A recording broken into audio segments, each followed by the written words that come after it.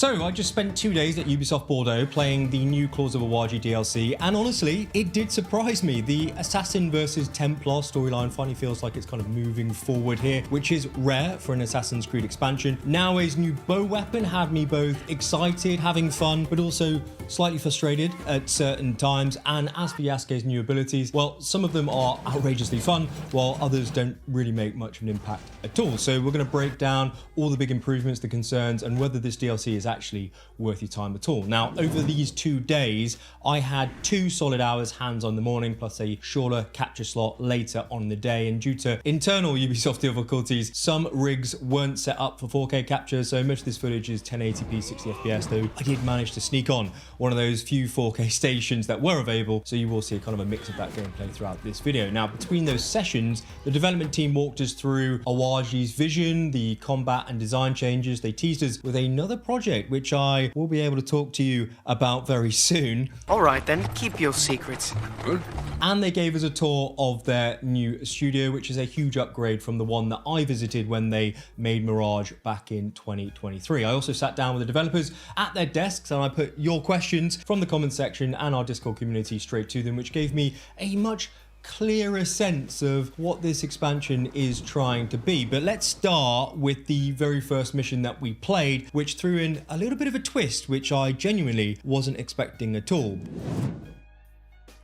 But for that twist to kind of make sense, you need to know that this DLC opens with a Junjiro prologue quest, which I can't show you here because Ubisoft wants to reveal this new mechanic they've made for themselves, but I liked it and it immediately set the story in a better way previously to what we've seen from other expansions, because almost straight away we were informed of these whispers of a legendary shinobi that's been imprisoned on Awaji. And what I did like about this is it just cuts through the usual filler and bloat that we've come accustomed to, and it went straight in there with assassins, the creed, and this regalia mystery. And straight away I did think, okay, this isn't just another expansion that doesn't move the story forward. This might actually involve the assassins versus Templars, which I think is a great thing. Now, in the main game, the 2 regalia pieces, which is the jewel and the mirror, if you remember, were already repurposed by Naoe and Yasuke, leaving the sword unaccounted for. Now, this expansion leans into that mystery a little bit more, with Naoe's mother also tied to this mystery. Now, for me, this instantly made it more meaningful than most of the other expansions we've had, which have just been side characters and done nothing with the main story for the most part. But after we did land on Awaji, the first big mission has you infiltrating a castle as Naoe. And again, I first thought, here we go again. We're just going to sneak in, we're going to kill some guards, we're going to find a clue or a note line about, and then we're just going to leave. But instead, Naoe does get caught and thrown in jail, which then forces you to switch to Yasuke to break her out. And as someone who has played mostly the main game as Naoe, this was the first time that Yasuke, to me, felt like a proper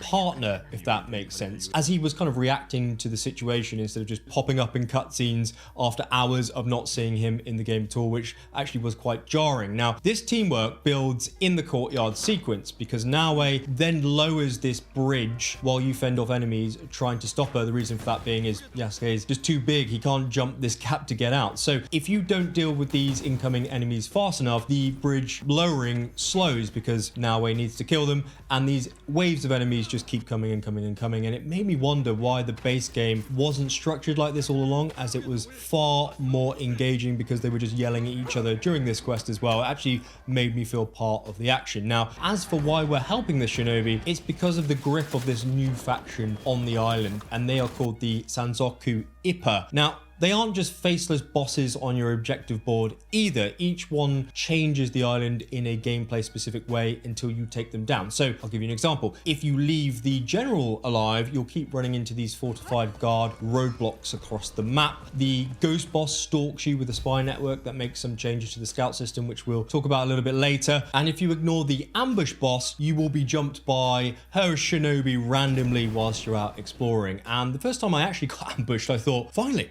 there's an Assassin's Creed expansion here that's doing something different from the main game, and it actually reacts to me in the open world and isn't just kind of just copy and pasted. I don't need to go from point A to B, assassinate, and move on. I thought this was really, really good, and I appreciate them trying something new here. But while the story and the boss changes did surprise me, it was the bow weapon that completely changed how I approached combat in this game, and that's where things got properly interesting. And actually, speaking of interesting, I am actually playing the Claws of Awaji DLC right now in early access as this video goes live. So if you do want more coverage on launch day to get more of a comprehensive view, do hit subscribe so you don't miss out. So, right after the castle sequence, we were dropped into Naoe's bow weapon tutorial. And the first surprise here is that this weapon isn't locked to the DLC, because Ubisoft confirmed to us it carries back into the main game, so you can use it across the whole mainland. And even if you don't own the expansion, you will still be able to unlock the bow weapon once it launches, but you just won't be able to get the extra weapons that are only available on Awaji and chess as rewards. Now, I do think that is a smart move, because it avoids the same paywall issues and complaints that Valhalla had with the Gabolg spear in the Wrath of the Druids, which was a very overpowered weapon. Now, first impressions of the bow weapon is that the animations feel deliberate, with bespoke mocap being specifically made for it. Now, I know what you're kind of thinking here looking at this footage. You're kind of saying, Andy, did you do the mocap movements for this new bow weapon? And even though it looks very familiar, I'm afraid not. Ubisoft, for some reason, they didn't ask me to do it, but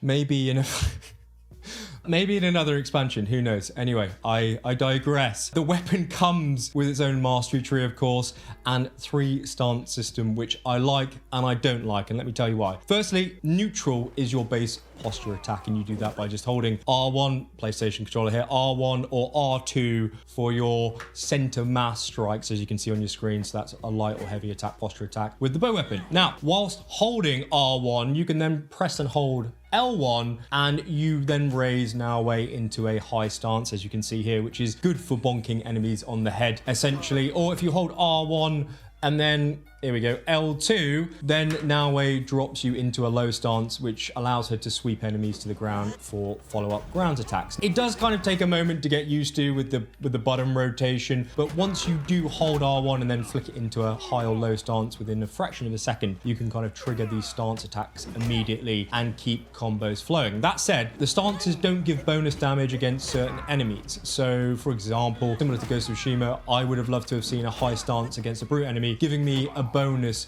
to use that stance against that specific enemy. Likewise, a low stance against a bandit. Meaning it doesn't really matter with this bow weapon in the game which stance you kind of choose, which I really do think is a missed opportunity, and it could have made it more strategic and challenging. I also hit some frustrations with this bow weapon, as I mentioned earlier, specifically around the chain assassinations, because in theory, you can line up 3 kills in a row with this weapon, but in practice, I just found it during my time with it to be really inconsistent to trigger. Sometimes it works, other times it just refuses to activate, even with a perfect setup of enemies back to back. But when I did get it to activate, it really is quite satisfying to see these unique finisher animations pop up one after another. It was just really temperamental when we play and quite annoying. I do hope that the fixes are going to be there, or improvements going to be there for launch next week. Now, Naoe also gets 3 new bow abilities. We've got grab and throw, which launches enemies into each other, which is fun, but again, quite restrictive since they'll only fly in the direction that you're facing when you trigger the attack. I even tried to direct the enemy mid-animation and kind of yeet someone off a ledge, but you have to be really accurate with where you're aiming before you trigger it, which is a shame. Flurry of blows is flashy, but it's basically a cool looking standard finisher, and the wind step ability doubles your running speed to cover 6 meters instead of the usual 3. It's very useful for keeping combos alive, but the ability activation animation locks you in place for a few seconds where enemies can still hit you, and it repeats often enough that I started to find it a bit boring, a bit too long after a while, enough to make me not want to use it just because of this locked-in animation. Now, compared to Naoe, Yasuke definitely drew the short straw here for upgrades. He doesn't get a new weapon, he just gets 4 new abilities. He gets the Naginata Hurricane Stance, which is the highlight for me here. So what I would say about this move is think about General Grievous and his lightsaber collection.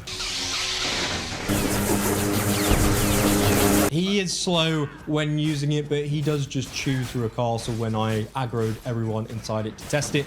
And the Kanabo throw here is fun the first few times you use it, but the animation, again, for me, is a little bit too long. It's similar to the new Katana wind burst ability as well, which knocks enemies back too far if you hold the L1 button here on your screen for too long, meaning the follow-up strike misses all of the targets because you've pushed them all the way back to the edge of the map, unless you've kind of locked them in against a wall to get that follow-up benefit. Now, as for the bow spread shot ability, I think it is a great idea in theory, but without a kind of cone of effect showing you who's in range in front of you, it does just feel a little bit random who you actually hit with it. Sometimes it nailed the guy in front of me. Other times it just clipped some enemies on my peripheries, which I wasn't aiming for in the first place, and missed the dude in front. So one-time use for me. I won't be using it again unless there's some improvements there. But overall, Yasuke's new abilities does give him something fresh, but they don't really change his style or his character, not as much as Naoe and the bow weapon, for example. And actually, by the end of my session, I was switching back to Naoe whenever I could, just to keep experimenting with this bow weapon. The only time I did return to Yasuke was when I felt like a little bit of General Grievous fun, if I'm honest with you. Your lightsabers will make a fine addition to my collection. But combat is only half the picture in this DLC preview. Bordeaux have also changed how we explore, collect gear, and get into conflict, with not all of those changes being as well implemented as the bow weapon. Now, the official line is that the expansion offers over 10 hours of additional content, but what I still could not get a straight answer on, even after asking multiple times, was the length of the main story itself in this expansion. I just don't understand why studios play coy with this stuff. They kind of tease it. People are going to find out anyway. It could be 3 hours of a great story or 7 hours of filler. It is all relative, to be honest with you. I wish they would just come out and say manage expectations. But anyway, what I did get confirmation on was gear. We have 2 new armor sets for each character here, plus 3 new weapons. And personally, I do think that's a little bit light. I would like to see more. But I do like the way that they've changed how we collect this gear. So instead of running to a legendary chest icon on the map, you now need to piece together 3 clue notes dropped by random traders and encounters that you just come across in the world. And for me, I picked up Nawake's Memento, which would have eventually led me to the Kusarigama if I had more time. Now, I like this because this process gives exploration more purpose. I was actively engaging with random NPCs now compared to the main game, more on the basis that they may offer me something interesting to help me find this weapon or armor set, instead of just, auto fast traveling to this new legendary chest or glowing icons on the map. And I think this new change is immersive. The dev said to me that this actually was a late design choice in development, but honestly, I think it's one of the better ones. So good for them for putting this in. It kind of changes it up again. That said, let me tell you what I don't like, and that is the return of shrines and Kujikiri, which feels like just bloated padding. They only really work when they're kind of tied into narrative quests, like Naoe's story missions in the main game.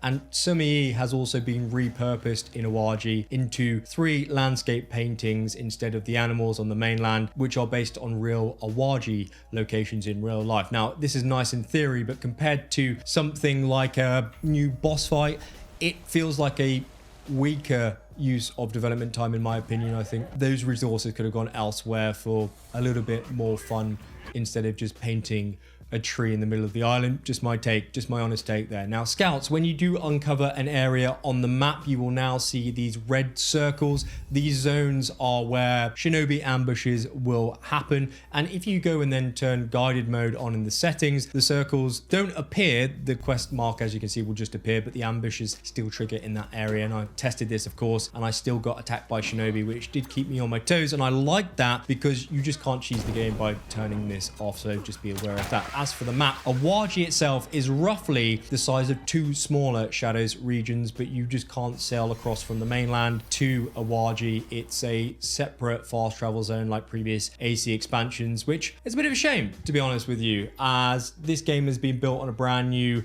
updated engine, so it's more powerful than Valhalla. So it would have been nice to see some development here between the mainland and the island, instead of just, another fast travel or loading screen. But with my limited time on Awaji, the big question is it actually worth coming back to?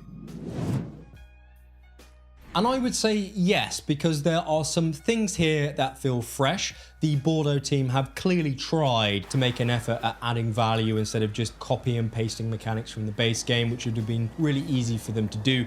There is some new stuff that I can't talk about with you yet, but even with what I played, you can see that they are making an effort to expand Shadows, which I think they need to have credit for. Fair play to them. That said, some of the same side activity bloat sneaks in here, which we've discussed, as sumi-e is now being repurposed as landmarks, or praying at random shrines that lock you into this uncountable time animations. They just suck. They really suck. They're boring. And I think that the re-implementation of some of these activities left me kind of like wondering if have they really learned from the Shadows bloated open world feedback that community's been giving them? Even though, to be fair, they've clearly made positive progress in other mechanics from that same feedback. I think this side activity bloat just needs to go. Now, for me, the good news here is that Naoe and Yasuke finally feel like a proper team. Missions where you swap roles mid-objective or where you're actually relying on each other mechanically are a huge improvement over Shadow's base game.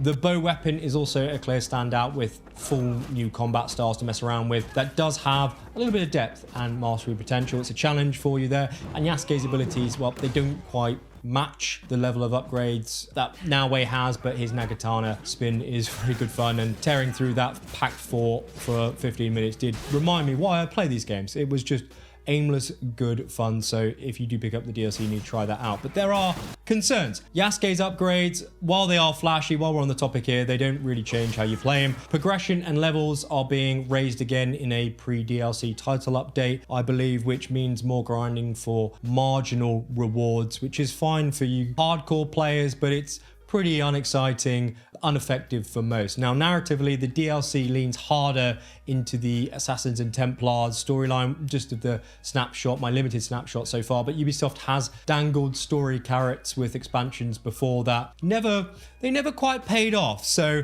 as I mentioned, I wasn't told how long the story is either, which does raise a bit of an eyebrow if you know what I mean. So here's my verdict. If you are invested in the Assassin and Templar storyline, enjoyed Shadow's main narrative, or you just want to mess around with a genuinely new weapon style, Claws of Awaji is worth your time. If you didn't enjoy Shadows, you're not fussed about Naoe or Yasuke, and you don't really care about wielding a Japanese stick, this expansion probably isn't going to change your mind unless something drastically then changes before launch. Now, for me, it is a step forward in some areas. It's copy and paste bloat in others, but it is noticeably better in how it handles its dual protagonists, that of course being Naoe and Yasuke. Now, depending upon when you are watching this video, you will see my full DLC breakdown right now on your screen. And if it's not live there, well, don't worry, I do have another great video for you where I reveal all the hidden secrets and Easter eggs you probably missed in the main game. So give that a click. I'll see you there in a second. Big thanks to Ubisoft Bordeaux and to Liam and Livy from the UK team. And as always, coffee, or I should say, sake, is on me.